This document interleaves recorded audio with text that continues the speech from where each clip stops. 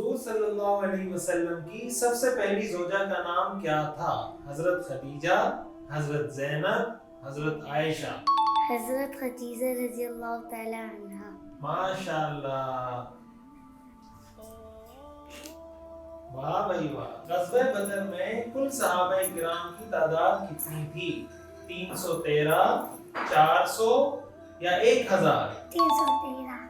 ماشاءاللہ۔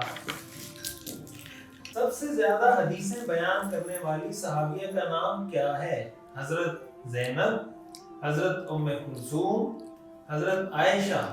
حضرت عائشہ رضی اللہ تعالی عنہا۔ ماشاءاللہ۔